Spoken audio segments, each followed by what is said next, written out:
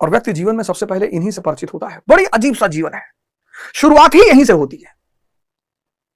इसीलिए आप देखो, शिक्षा और संस्कार, शिक्षा और संस्कार, इनका हमारी संस्कृति में बड़ा महत्व है।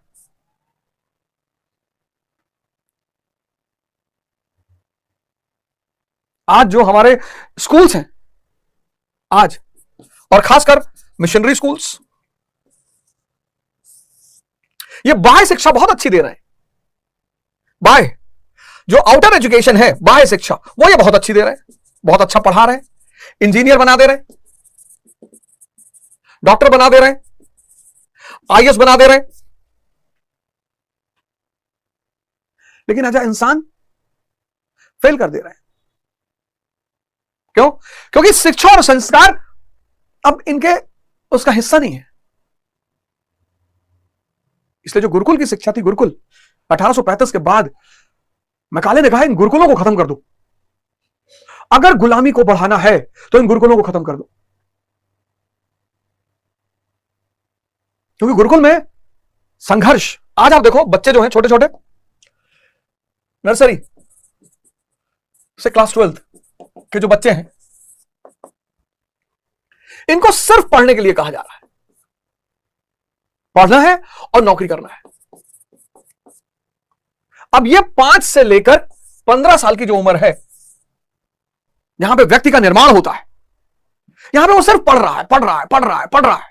और ये उम्र का वो दौर है जब उसके जीवन में संघर्ष नहीं है। जैसे ही वो 15 साल प्लस क्रॉस करेगा, 16 प्लस क्रॉस करेगा, वैसे ही चुनौतियां बढ़ जाएंगी, चैलेंजेस बढ़ जाएगा। क्या, कौन सा चैलेंज? कौन सा चैलेंज? भाई मिडिल क्लास फैमिली है तो फादर का रिटायरमेंट आने लगेगा करीब, पिता का रिटायरमेंट करीब आने लगेगा कि भैया पापा रिटायर होने वाले हैं, बहनों की शादी करनी है, समाज, नौकरी, विवाह, पहचान, इत्यादि इत्यादि इत्यादि। 5 से 15 यहां कोई तनाव नहीं है, यहां कोई चुनौती नहीं है। लेकिन यही वो दौर है, यहां कोई चुनौती नहीं।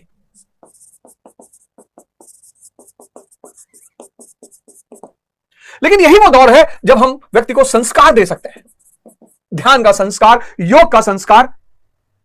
हम फालतू वाली बातें ना करें कि बेटा झूठ मत बोलना, बेटा ये मत करना, ना। हम ध्यान का संस्कार दे सकते हैं, हम योग का संस्कार दे सकते हैं। मैं तो भारत सरकार से कहता हूं कि अब विलंब के ही कारण स्वामी, शिक्षा तो स्टेट विषय है, अब विलंब के ही कारण स्वामी। आपको पता है कि यह दौर में कोई चुनौती नहीं और संस्कार का दौर है, फर्जी संस्कार नहीं, फर्जी संस्कार नहीं है। फर्जी संस्कार होते हैं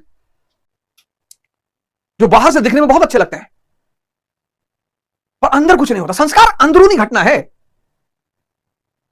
जब संस्कार सिर्फ बाहर से होते हैं तो व्यक्ति पाखंडी हो जाता है, अंदर कुछ और बाहर कुछ और, वो और खतरनाक दौर होता है, वो और खतरनाक चीज होती है।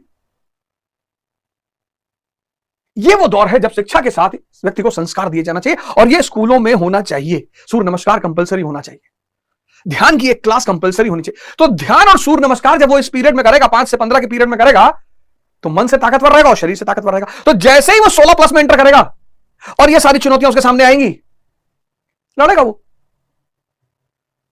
लड़ेगा वो, उसको लड़ना ही है, भाग ही नहीं सकता वो, ताकत अंदरूनी है, लड़ेगा। लेकिन अगर ताकत अंदरूनी नहीं है तो नशे पे डिपेंडेंट हो जाएगा, स्त्री पे डिपेंडेंट हो जाएगा, अपने आप को खोने की कोशिश करेगा। जितना खोया रहेगा उतना चुनौतियों से दूर रहेगा। अयोध्या में श्री राम जी का मंदिर 22 जनवरी को शुरू हो जाएगा, बड़ी अच्छी बात है। भारतीय संस्कृति के महानायक है श्री राम। श्री बनकर घर से निकले, श्री राम बनकर घर से निकले, प्रभु राम बनकर लौटे। कितना साल लगा? 14 साल। ये तो मैं आपसे बार बार कहता हूं, 6 महीना त्याग और तपस्या कर लो, आईएएस, साल भर कर लो एमएलए, 5 साल कर लो मेंबर ऑफ पार्लियामेंट, 10 साल कर लो प्रधानमंत्री, और 14 साल कर लिए भगवान। अब ये सूत्र श्री राम को पता है, तो इन्होंने अपनी पत्नी और बच्चों को आश्रम में रखा। और इनके बच्चे कौन है? लव कुश, भगवान को बांध देते हैं। ये मैगी खाने वाले बच्चे नहीं है, ये कंप्लेन पीने वाले बच्चे नहीं है, हनुमान जी को बांध दिया, भरत जी को बांध दिया, सबको बांध दिया।